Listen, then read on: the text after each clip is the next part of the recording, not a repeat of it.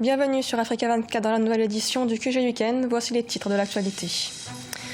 Au Cameroun, à l'approche du dialogue national du 30 septembre, le gouvernement poursuit les consultations. Les partis politiques qui participent au débat ont soumis leur préalable au dialogue. Au Nigeria, les délestages récurrents contraignent une partie des Nigérians à installer des groupes électrogènes, et ce malgré l'adoption en 2010 d'un plan de redressement du secteur énergétique. Et puis en Côte d'Ivoire, la protection juridique de l'attiéké, la semoule de manioc, n'est pas encore effective. Une protection juridique adoptée en 2016. Pourtant, le mets local n'est toujours pas labellisé. Au Cameroun, à l'approche du dialogue national qui aura lieu le 30 septembre, le gouvernement poursuit les consultations.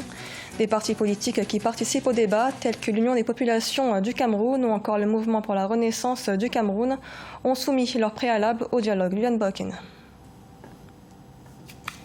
Le Premier ministre camerounais Joseph John Gouté s'est longuement entretenu avec les partis et leaders de l'opposition durant ces consultations en prélude au dialogue national. Des audiences ont été accordées à plus de 20 formations politiques venues soumettre des propositions et pour certains, affirmer leur soutien au chef du gouvernement. Nous lançons donc un vibrant appel à tous ceux qui hésitent encore et traînent le pas. Malgré nos différences ethniques, religieuses, malgré nos différends politiques, malgré nos frustrations, nos rancœurs, nous avons le devoir patriotique de reconstruire et de consolider notre unité nationale et défendre l'intégrité territoriale de notre pays. Nous devons nous atteler à éloigner le spectre de la division qui ne profitera qu'aux ennemis du Cameroun. D'autres partis de l'opposition restent cependant sceptiques. La tenue d'un grand dialogue inclusif devrait pouvoir réunir toutes les composantes politiques du pays, même celles acquises à la cause anglophone. Il est important qu'on fasse venir les vrais acteurs de cette crise, les acteurs majeurs de cette crise. Je pense ici à ces Camerounais qui se disent aujourd'hui amazoniens. Je pense à ceux-là qui pensent à la sécession. Je pense à ceux qui, depuis 2016, sont impliqués dans ce qu'on appelait la crise anglophone. Une concertation, un dialogue sans ces acteurs majeurs-là sera, de notre point de vue, improductif. Les services du Premier ministre auront la lourde charge de définir un cadre provisoire pour l'obtention d'un consensus entre toutes ces positions lors de la réalisation du dialogue. Au Nigeria, la production du système électrique a été multipliée par 5 depuis 2010, mais la puissance du réseau de transmission et distribution n'a pratiquement pas augmenté. Les Nigérians ont donc mis en place un système de parallèle d'approvisionnement électrique qui repose sur les générateurs à essence. Aïssatou Bari. Confronté à un problème d'approvisionnement électrique, le Nigeria a depuis 2010 adopté un plan de redressement de son secteur énergétique sur une période de 5 ans.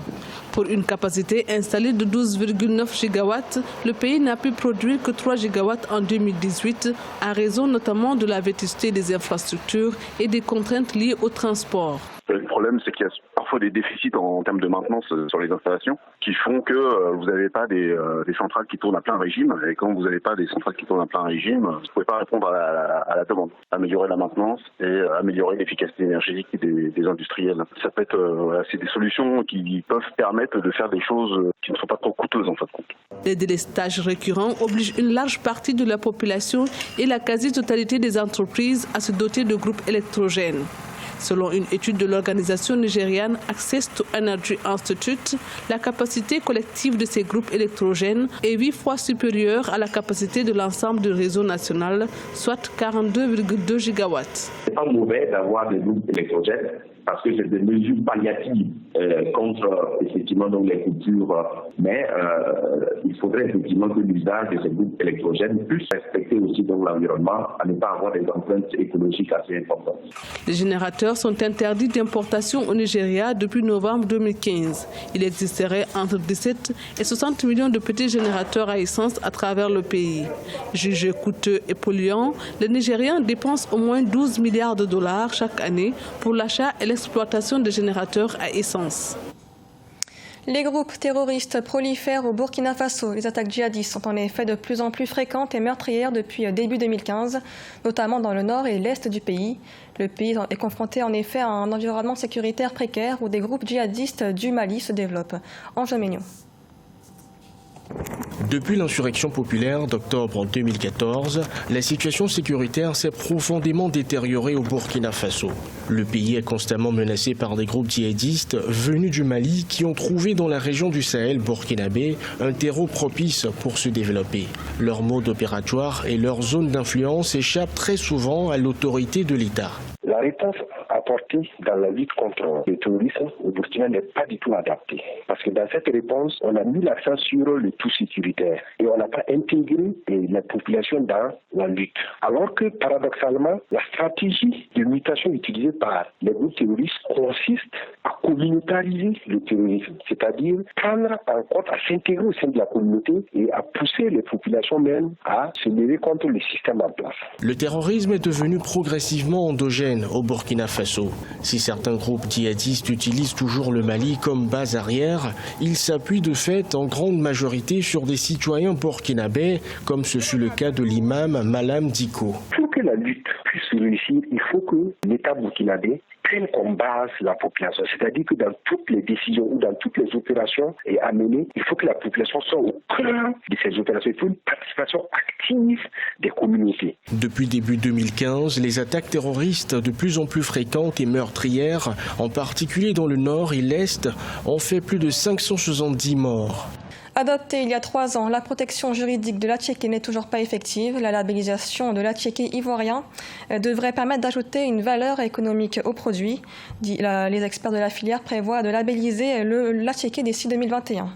Oliva Jacotan. La volonté du gouvernement ivoirien de labelliser l'attiéké ou semoule de manioc tarde à se concrétiser 3 ans plus tard.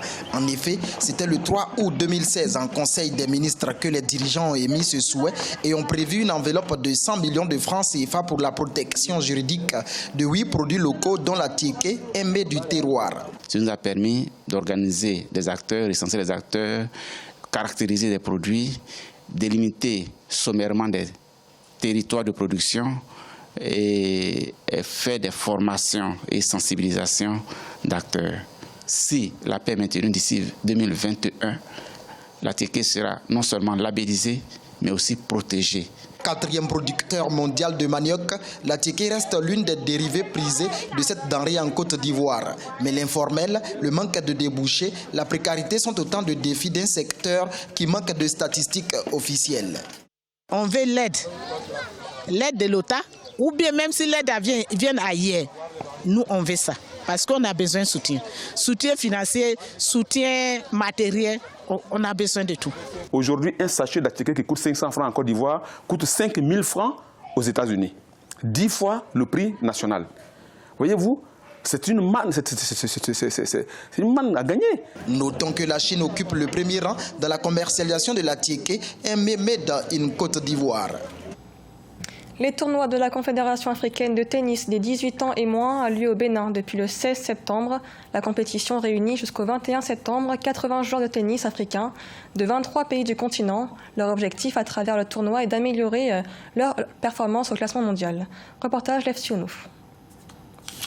Au Bénin, la 4e étape du circuit Fédération internationale de tennis, Confédération africaine de tennis des 18 ans et moins, révèle de jeunes talents sur les coups du tennis club de l'amitié à Cotonou. De jeunes joueurs de tennis africains s'illustrent à l'issue de plusieurs matchs en simple et double monsieur et dames. Au nombre de ces tennismen figurent les Béninois Anousé Wanou et Sylvestre Monou qui ont su tirer leur épingle du jeu en battant leurs adversaires en 2-7. J'ai commencé le tennis dès que j'avais 5 ans, 6 ans. Et sur le terrain, je m'amuse pas, je me concentre du début jusqu'à la fin. C'est qui pour que je gagne le match en 2-7. Je suis classé 1200 à l'ATP et actuellement je suis classé 400 junior. Là, mon objectif est de pouvoir remporter le tournoi. Au total, 4 joueurs béninois sont en lice pour les demi-finales. Ce tournoi international de tennis des 18 ans et moins regroupe 80 tennismen, 13 en jambes, venus de 23 pays à travers le monde.